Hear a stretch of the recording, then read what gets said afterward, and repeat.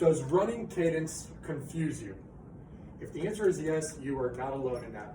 We get runners in here all the time who have questions about or say things like, I've seen on my Garmin, it says cadence, but I don't even know what the heck that means. And you've probably heard the term cadence before, but maybe doesn't know how that applies to you as a runner. So we're going to answer that question today. So the first thing we need to talk about is, what is cadence? Cadence is purely the number of steps you're taking per minute.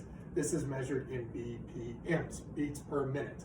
So the magic number we look for in a running cadence is 180 beats per minute. If you looked at the fastest 100 men, fastest 100 women in the world, they're all running at a cadence of about 180 to 185 beats per minute.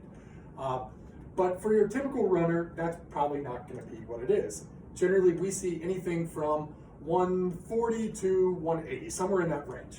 And so what we want to impart today is the understanding that cadence is independent of speed.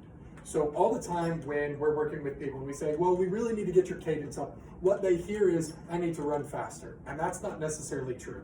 And so let me give you two examples, or one example, and then I will show you two different versions on the treadmill. So the example is, if I had two runners, let's assume they're identical twins, runner A, runner B, and same height, same weight, everything's identical, and they're running 1 mile, and they're both running that mile in exactly the same time. Runner A is running at a cadence of 180 beats per minute. Runner B is running at a cadence of 160 beats per minute. What's the difference?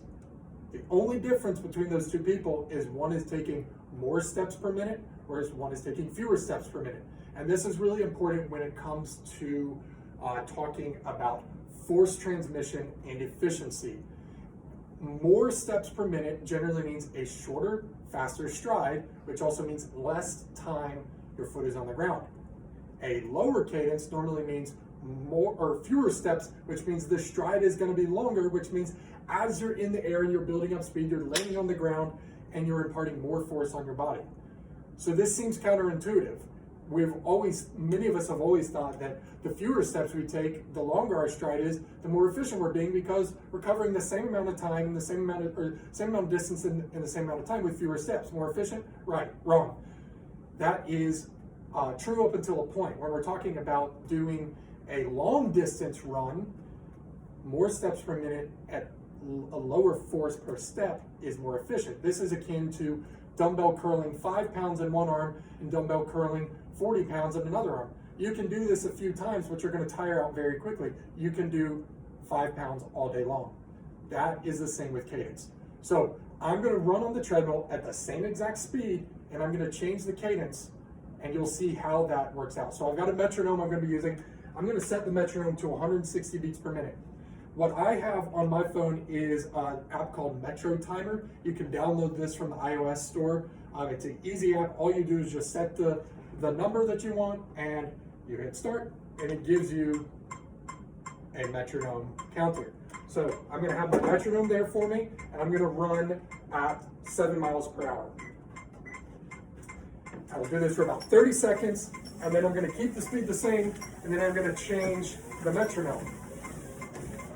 So what I'm looking for is that my foot is hitting the ground each time that metronome clicks. So for me, this cadence is a little slow and actually kind of messes up my run form. I have to take longer strides. I have to spend a little bit more time in the air to maintain the same pace as the metronome. Now, I'm going to bump up the metronome to 180 beats per minute. Okay, that's a lot faster. So as you can see, my stride's gotten a lot shorter. My turnover rate is much higher, but I didn't touch the speed. The speed stayed exactly the same. So, when you're working on cadence yourself, you don't have to change the speed. You can run at your same comfortable speed at just a different cadence. Let me make sure I don't fall off. So what I would suggest is you download a metronome, play with your cadence. What I wouldn't do is if your cadence is normally 140, I wouldn't bump it up to 180, bump it up to 145. Change it by about 5 or 10 and play around with that. So now you understand cadence better. And now I'm out of breath.